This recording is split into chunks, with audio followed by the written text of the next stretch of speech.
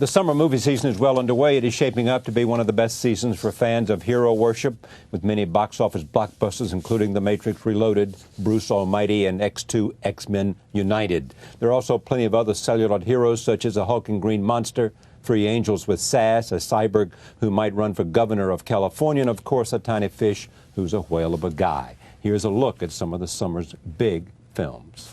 I'm so sorry. See, I suffer from short-term memory loss. Short-term memory loss. I don't believe this. No, it's true. I forget things almost instantly. It runs in my family. Well, I mean, at least I think it does. Where are they? Look at us. Our horse is too small, our jockey is too big, our trainer is too old, and I'm too dumb to know the difference. Someone is after this ancient artifact. Pandora's box. Her Majesty formally requests that you find and recover this box before it's too late. Oh. Well, now that I have Her Majesty's permission.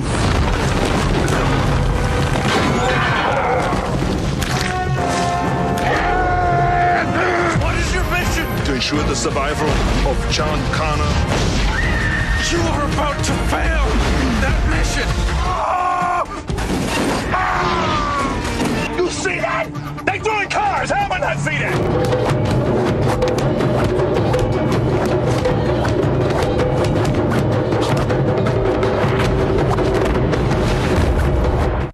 Two parties? One mall? I love this town. Who do you think he is, Beckham or what? Can we just it like him? You know, give us some bounce. Just it, just go on. Just it. Oh! Gentlemen, milady, you will always remember this as the day that you almost caught Captain Jack. I used to think you were one of a kind, Wolverine. I was wrong. Mommy believes you did it, and she believes you should go to jail, and she believes that she deserves everything that's left, and you shouldn't have any part of it. I honestly have to tell you, anything that she decides, I can't trust. 3, 2, 1, drop it!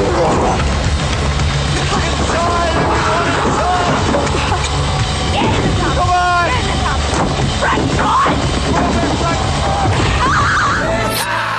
Sinbad! Sinbad? Yeah. To stop him, you must lead a team like nothing the world has seen. Cheers. Extraordinary gentleman indeed.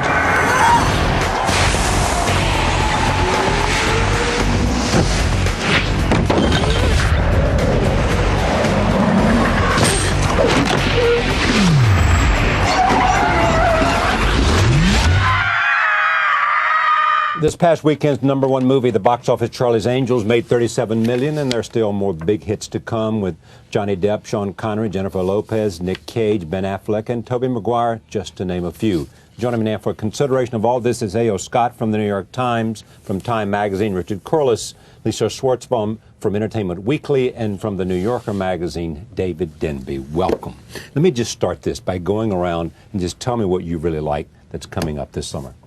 That's coming up. It's either here or coming up somewhere. A summer movie, as we say. A summer movie that's coming up in August that I like quite a bit is a smaller movie called American Splendor. I keep hearing about this. Yeah, it's wonderful. Very unusual movie based on the life of this guy, Harvey Picar, who's a filing clerk at a Cleveland hospital who started writing comic books about his daily life many years ago, and played by Paul Giamatti in just a really wonderful performance. And a very quirky, odd, very humane, just very captivating movie.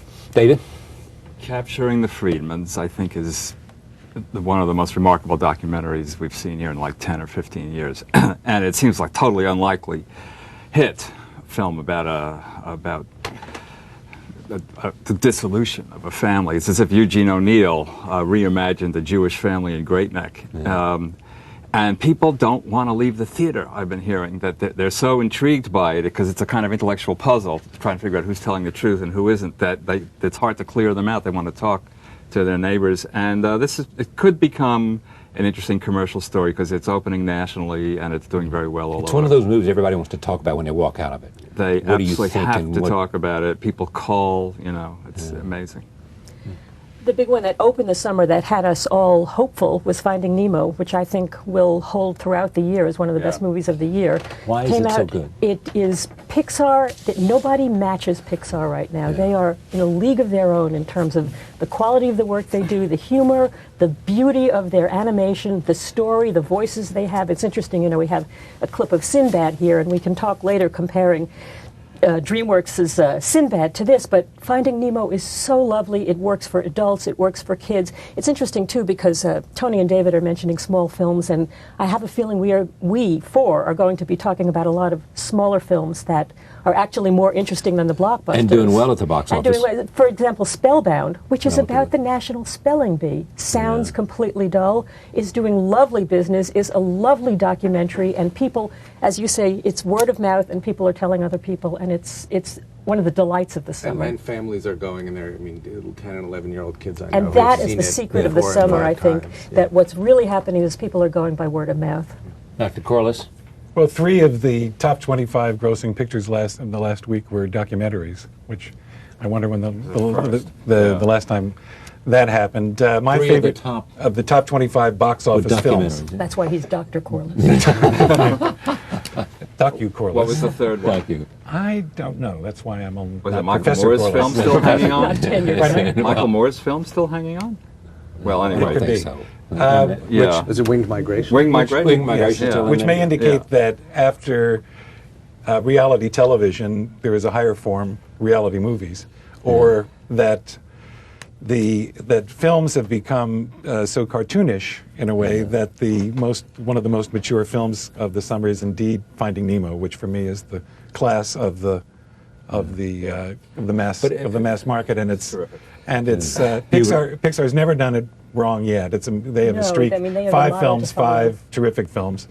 But with just the slightest twist on the standard Disney cartoon format, which is a lost child, but this time we track the parent who's trying to find the child, so we get all that anxiety. It's a mature film. Tell me, does Pixar actually create the movie, and are they?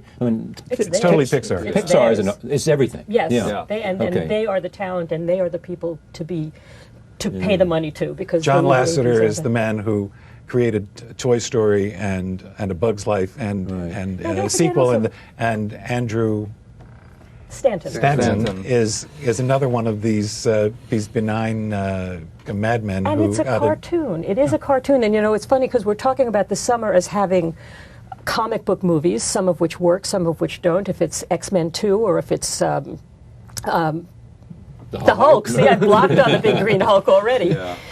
But Finding Nemo, which is, of course, also a cartoon, is completely different than that, and you can't even lump that in with any of the other. You talk about, it's the summer of big, dumb fun. Finding Nemo is deep fun, and that really, I think, is the secret. Everybody agrees on this. Finding Nemo is great good. actors in it. Albert Brooks finally found that his anxious over-insistence in real life flesh can be very trying.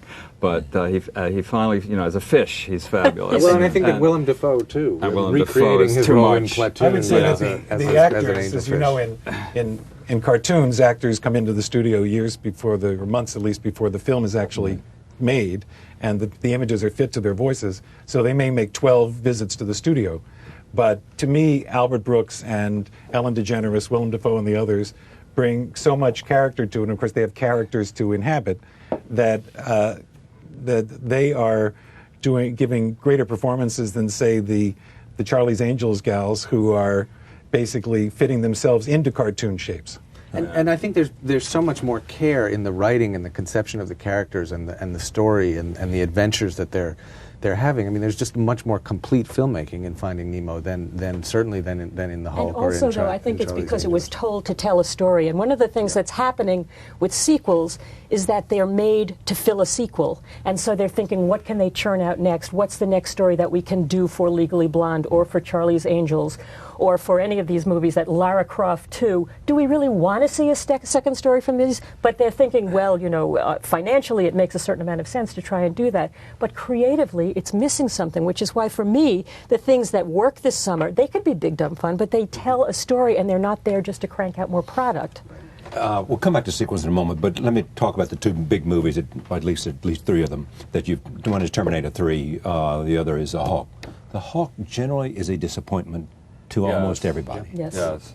Now, and because Ang Lee was expected to do something unique and different. Well, Crouching Tiger was incredibly beautiful, and this is sort of a sad step backward, because Crouching Tiger was done live action. There was a little digital painting, a little finishing of the image, but it was basically live action. It was both airborne and gravity bound at the same time. The characters had some depth and density. Here you finally get the monster, and after an enormous psychological build-up, and it's nothing.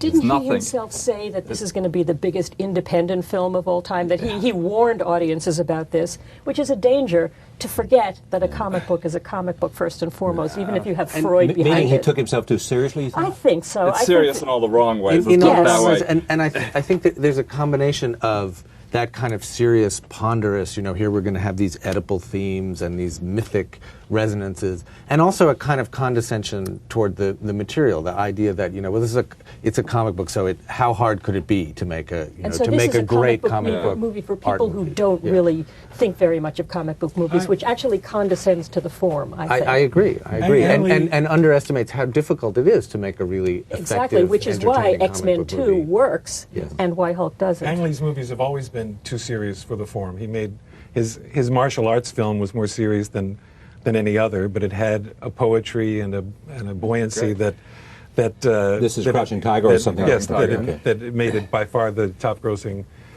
foreign language movie ever. But he also made his Western, if you recall, and that was Ride with the Devil, and that was to Westerns what the Hulk is to action pictures, which is to say he loves characters who find their inner demon and then can't resolve it. I believe David in his reviews said that the monster never discovers the joy of smashing things. He says he does, but you don't feel David, it. this is a first here. We're having one critic. You don't feel quoting another. another. Feel the joy. Yeah. But I think the character and Ang Lee are too gentlemanly, too buttoned up, if you will, that even when they're released, they don't enjoy smashing things. And saying so much should about people Ang enjoy Lee and smashing Ang Lee. things, even when they're monsters? Well, that's the dangerous. I mean, if you're not going to make jokes about the Schwanzstücker as Mel Brooks did, if not going to be silly about the monster, then convey the terror of the silliness of power. comes in that his underpants grow with him. So yes, that was bizarre. That was a scoop. Charlie, though, it's interesting because you mentioned T3 also, and that, I think, is a movie that knows exactly what size it's supposed to be. It is very pleased with itself, and it's very fun. And I think Schwarzenegger is so canny and savvy in realizing that he is bringing back this old, clanking 1980s franchise, and he is much older now, and he can't do what he did, and we're looking at him to study whatever has been done to him. And there's a sense of humor about it that I think worked beautifully for it. Well, it doesn't aspire beyond itself. It's certainly less pretentious than The Matrix Reloaded or than the Hulk. Okay, but the pretension of Matrix Reloaded, did they achieve beyond that pretension something that still makes it a unique and changed a movie that in its first edition changed the way movies are made, some said? The first one did, and I think part of the problem with the second one was where to go from there. I mean, you had an enormous surprise with the first Matrix, both in the way that it was done, the way that it combined that bullet time animation, and also all the philosophy and all that sort of played. And the revelation of how these levels of reality were integrated. Once you can't sort of reveal that anymore, you have what feels like interminable exposition. I mean, it was like sitting through a kind of graduate seminar for the first hour of that movie, just listening to these people talking, thinking, well, do I have to take notes? I mean, is this going to be? Yes, you do. Is this in the term paper? The third movie's already been made, has it? Yes, it has been. Okay, but let me just. Are you saying, Tony, that you like the movie, but it's nowhere nearly as good as the first one, or you didn't just like it? No, period? I did not like the movie. Okay. I did not like. David, did you like it or not like it? No, I didn't like it either. We were all saying beforehand that the blockbuster system could be approaching a point of collapse, and of course we could be wrong next week. But the whole thing's front-loaded. We'll be out of your theory. Right. The whole thing's front-loaded, right, for the Friday opening. All the promotion is aggregated. Virtually the whole press colludes, I think, in this very destructive way of releasing movies. And then David. These are promise, I promise, I and promise. people, wait, just let me finish. Yeah, The exactly. people who go the first weekend tend to be males aged 15 to 25. So the taste of those people Are is dictating the movies that are made. disproportionate in relation to their size in the actual movie audience. So you see, and so it's nuts. And sometimes if these things don't click, they fall off 60, 70%. Now, when it works financially, you know, like the Harry Potter series or Lord of the Rings, it all seems to make sense. The rest of the year, it seems to be utterly destructive. You want to say what? In opposition to that point. I wanted to say that it seems like you have an economic theory rather than talking about the variety, the different kinds of quality that's available this summer, which is not economically driven. We were also talking before we sat down to talk to Charlie about all of these other movies that are out that are not trying to be blockbusters and are doing so beautifully well. And so, I don't know, I think that thinking about how they're crunching the numbers is not where we should be going. Okay, but I'm not sure that's in contradiction to what he said. Yeah. Is it? No, because they're complementary, his point, I think. They're complementary, too. Yes, also, we may, and again, not to talk numbers too much, but we may call 28 Days Later the low-budget zombie eating Okay, you've movie. interviewed 28 Days later, so tell me what it is. A hit, and Charlie's Angels a flop. Both opened last week, and Charlie's Angels made 4 times as much. Right. But it's in the expectations of that. Sometimes the numbers are capable of measuring the enthusiasm of the audience, not just that people went to see it. I mean, if you open a movie like Charlie's Angels on, 4,000 screens or however much it was, that initial number reflects, as David was saying, a sort of, initial curiosity and response to the hype. But if you open 28 Days Later on many, many fewer screens, and it makes even a quarter as much, that's representing, I think, a much more of a kind of groundswell and a much more, I think, a less conditioned response, perhaps, to Did you to like the movie. 28 Days? Yeah, very much. I thought. Because? Well, I thought it was a very effectively scary movie, and It's about? it's about this guy wakes up and the city of London has been almost entirely wiped out by this virus, and these infected people are running around. They're sort of like cannibalistic zombies trying to infect the uninfected, and he's in this London that's almost completely deserted, and it's very eerie and very spooky the way that it's shot in these just empty streets. And he bands together on digital video, on one of the most, I think, beautifully shot DV movies that has come out yet. The cinematographer is Anthony Dodd Mantle, who's done a bunch of Dogma movies, who has just a real eye for how to make this medium beautiful and strange and spooky. So it's a sort of punishing, Charlie. It's scary. It is punishing. It's dark. It's dank. It's damp. But it's zombies. But it's done well. It should It's be. Night of the Living Dead, meets On the Beach. Remember On the Beach with the empty sets? Yeah. Fred Astaire. Yeah, right. And they keep coming at you. No one dances here. And it's, but it is effective. I agree. It's effective, and I think also we were talking about the sort of the pretentiousness of the Hulk or the Matrix Reloaded. This is a movie that has some some ideas and maybe some pretensions toward being about human nature and human extinction. SARS. I mean, it was made way before all of that, but obviously people can relate it to that. But it sort of develops all those themes kind of on the fly, and in the course of delivering some very spooky and disturbing entertainment. And who's the director? Danny Boyle, who made the Train Spotting. Spotting. Yeah, And The Beach, and based on a novel by Alex Garland, who wrote the script for this film. The movie I anticipate most, me personally, is Seabiscuit. Has anybody here Here's seen your guy to talk to. We've only His seen the hand trailer. has- I'm not at liberty to Stayed. say, Charlie. that you've seen it? I am at liberty to say I've seen But it. you're not at liberty to say what? Tell me what. Give me some sense of maybe we'll. I saw a rough cut Excuse and you. was told if I Mention what were it's to like. review the film, that I would have to see it again. Well, that doesn't I seem like a see. punishment. Oh, that's okay. No, it's just Now, that is Seabiscuit going to be a cover story in Time magazine or No. something? You're at liberty to say I'm not. that. I have no Yeah. decision on that. But can you tell me He's whether? no Ben Franklin. Okay. Let's put it that way. It's no Ben. Hold it up again. Walter, one more time. Okay, so but what can you It- tell us? I You can tell us who the stars are. I can say it's Rocky is a horse, Is it really? Yes. But more intelligent is the line. but more intelligent, said the young actress Elizabeth Banks, who appears Who's in in the the film. movie. It's That the the real horse life is more story. intelligent than If you all know it, the Yeah. real life story. It's a great story. Is And it's a brilliant couldn't be book. more And melodramatic. it's a brilliant book. Yeah. Right. I'm just curious as to why this is the one that you're most interested in. Is this? No, I love the book. This is a good study because it's just based on the book. Okay. Are you from horse country? Well, I'm familiar with horses. Okay. Yeah. It looks I great. just love the story. I love the story. attraction. It's an American story. Yeah. And it's very well cast. Tobey Maguire plays the young jockey who has any number of ailments. Yeah. And Jeff Bridges is the owner, and Chris Cooper is the trainer. Which is great casting. It's a very classic cast. Just knowing the book, those three people are perfect, I would think, in casting. If I was a director, they would.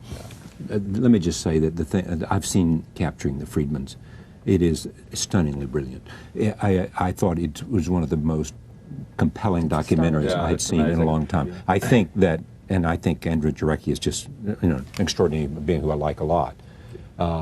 It is also a documentary that had the great luck to have had all of these home movies to have been made. Without them, treasure. That's right. There's a found treasure. Yes. So in other words, if somebody had been secretly on their own, never knowing that they would be part of a documentary, making movies about every important idea in their life, and some not so important, God, it's as if and for that to drop in his lap after. And this is a guy who started out to make a movie about a clown. That's right. That's right. It's as if also the secrets of the family history were inscribed in these successive layers of technology going backwards, through 8mm films all the way to stills. It's a kind of archaeology of a family. It comes back to the idea that we can tell, and not just critics, but anyone who goes to a movie can tell something that is riveting and good, and they are going to tell somebody else. So whether it's Nowhere in Africa, or it's Spellbound, or it's Swimming Pool for those people who like that. That is the real story of the summer. Summer is where you tell each other. It is the best. I mean, what I just loved about it. I mean, the characters are so real. And B, they have this I don't give a about what they say. Yeah. And it is unforced. You need a certain kind of personality, though. For any cinema verite, you need people who can become exhibitionists. Every great documentary needs a great character at the core. Whatever it is. But somebody people need that a certain camera showmanship even when they're exposing their. Well, and this is, I think you're saying, Eugene O'Neill is a good analogy. And what I think is so extraordinary about what Jarecki did in the way that he edited is that your sympathy and your disgust about the characters changes. I mean, you're always you find yourself thinking about the mother, Elaine Friedman, for a while as this sort of cold, monstrous figure, and then you begin to think, or I did at least, well, why are they all ganging up on her? Why is the movie participating in this? And your sympathy comes around a little bit more toward her. And it's such a complex and disturbing experience. And I think Lisa's right. It shows that audiences are, if it's well done, are receptive to that. And people don't mind seeing things that may trouble them, that may bother them, that may provoke them, that may do all of the things that these blockbusters and sequels are precisely designed not to do. Has it been a good year for movies? No. Year or summer? Well, it's too early to say. So far, I'm just summer. I'm not saying the year so far. The quality is held for the autumn leaves Oscar season. Every year. So they're holding back the best The IQ of the audience suddenly goes up 60 points, on November 15th. If you'd asked us last year at this time, I think we would have all said, "Oh God, it's miserable." And then, if you'd asked us at the end of December, we would have said, "My God, we had the." And I'm not of the "it's terrible" year. I think it's as varied as it always is. Only there's more of it and louder. And for every Nemo, there's something crummy, and it's ever thus. I don't feel a tremendous difference. In fact, I feel a balancing of the small and the large that I find hopeful. Tony, you mentioned American Splendor, which I am most looking forward to also, which is, I think, a tremendous discovery of American filmmaking. And is it big? Is it small? Doesn't matter. It's like nothing else anyone has seen. Why is it Tony? Go ahead. Tell me why it's great one more time. Well, I mean, in a way, it's similar to Capturing the Friedmans, not in its subject matter or its approach, but in that it finds a kind of new way to tell this story. It's based in reality, and it combines. I mean, Harvey Pekar is actually in it, and he's also played by Paul Giamatti. And it finds a way to take his material, which is very anecdotal, very almost very slight. I mean, he writes these comic strips about nothing going on, about going to work and talking with his coworkers. And the movie, in a way that I, as someone who had read these comic books for a long time and really loved them, thought wouldn't have been possible, finds a way to capture that tone, without seeming small, without seeming anecdotal. It sort of finds the strangeness and the poetry and the humanity, and also doesn't condescend. I mean, here's a guy who could easily be a kind of, target for a sort of, very knowing, condescending, ironic of look at these funny, ordinary people in Cleveland and how they're. And it's not that at all. It's about.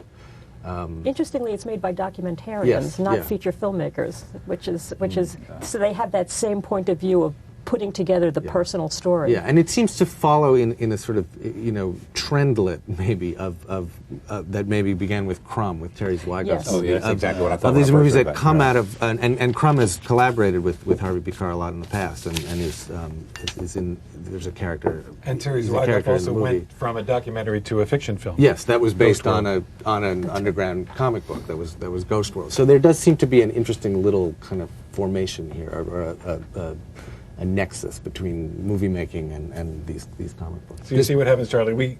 You want to talk about the big movies. You're asking us about the big movies, and we keep twisting it back because I mean, we might agree that in a summer like this, which just by coincidence has many more sequels than so-called original action films. Last year had fewer sequels.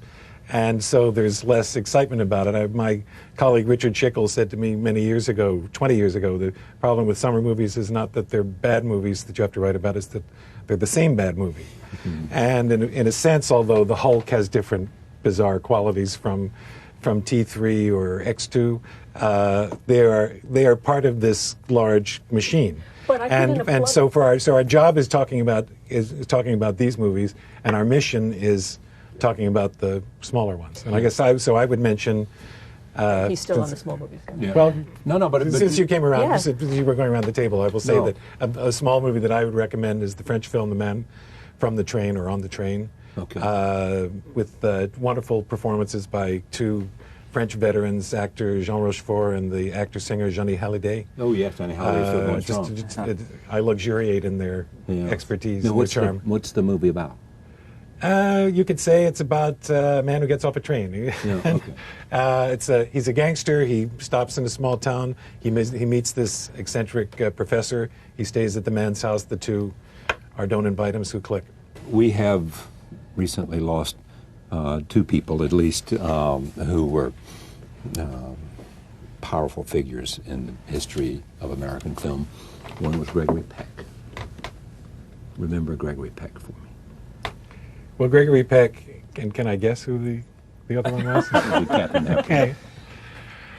Well, they both. It's a truism to say when a star like Peck or Hepburn, and I would say there was no star like Hepburn, dies, that they took an era with them. I think it's especially true in Peck's case because he represented a liberal nobility that was both compassionate and masculine, of a sort that simply does not exist anymore. I would simply mention two of his films, both in 1962. One is Cape Fear, and the other To Kill a Mockingbird.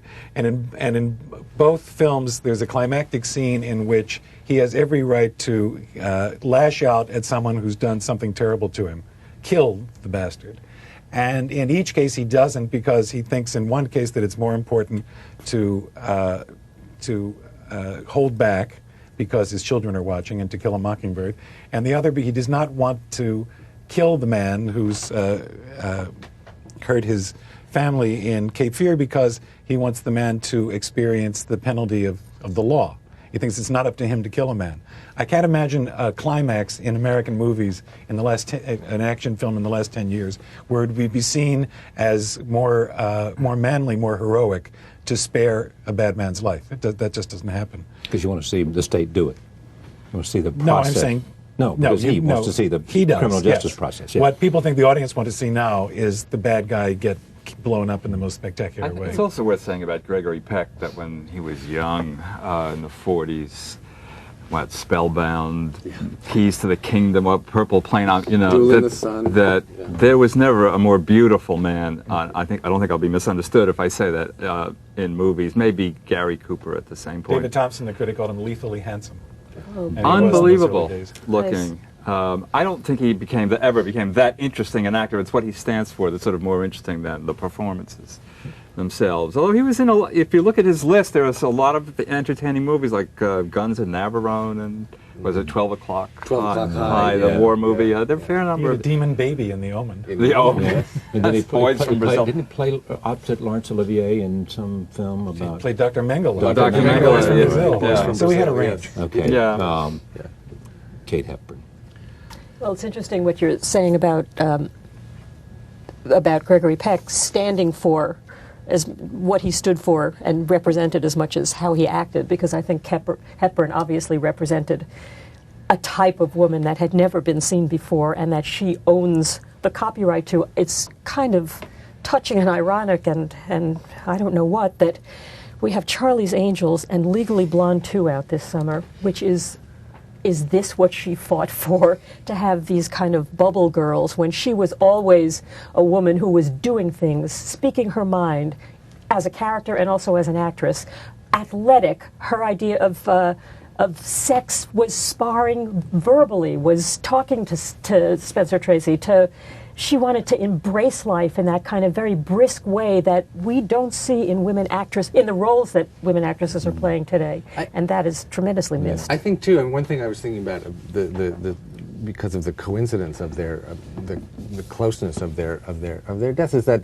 the movies that they made, which were enormously popular and were meant to appeal to the kind of mass audience, to be seen by everyone, and still can be appreciated by people of all ages, were movies about the behavior of adult people. Yes. Yeah. And that is something that, when you think about it, especially in a summer season like this one, you see very, very seldom. I mean, the movies she made with Spencer Tracy, I mean, this idea of marriage as the combat between equals, and a character like Atticus Finch in To Kill a Mockingbird is representing adult behavior, what it is to be to be grown up and to take responsibility for the guys who are on the studios doing. are afraid of putting anyone on the screen who might possibly outclass anyone in the audience. And really, that's true. I mean, there's been the misinterpretation of democracy in some way. My only question about that, David, is how do you know that? I mean, does it simply by looking at the movies that are being made? There were always all through the 30s. People got dressed up and went out to dinner and sparred. Just what she's saying, playfully, verbally. Yeah. Where is that? It's sophistication as a mode. But New Yorkers making fun of it. Okay. The rest of the country. But my only point in asking the question that way is that, I mean, I would love to, because I'd like to have the executive on and confront him with this. Is see the script and see the play, to see the script and to see the producer who wanted to do it and the director who wanted to do it, and say, why wouldn't you make this movie? Well, Hepburn shaped the movies to herself. She bought Philadelphia Story for herself, and she changed the way the movies were made to show herself off in the way that she wanted to be seen. And who's doing that now? Though in the 30s. In terms of being entrepreneurial, was not the only liberated woman. But Hepburn as a Hepburn character was unique. Playing her kind of slim, Bryn Mawrish, Eastern. But if you're looking for actresses who embodied wit and intelligence and glamour, there were dozens of them. Yeah. And in the 30s, you couldn't name one unless you bent the rules for. And after all, only a minority of the audience.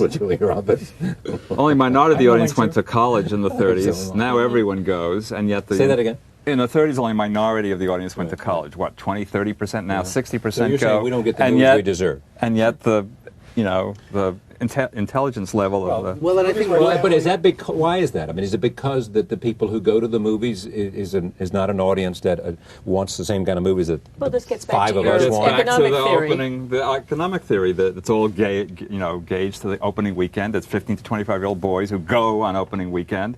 It takes much longer to attract older people. They go on by word of mouth, what their friends say on the telephone. And the suburbanites get there more slowly. Movies were the main mass medium. Yeah. They were a family medium, which didn't mean the entire family went. There were pictures for everyone. But in 1946, 4 billion tickets were sold, and last year maybe 1.5 billion. So, but always their DVD, video, computer, etc. But you make your movies for your audience, and if your audience is 14-year-old boys who can't get dates, then on Friday nights you'll make pictures for them. We were talking about Kate Hepburn and her own entrepreneurial spirit, and she made movies that identify with her. And we just had some praise for Clint Eastwood.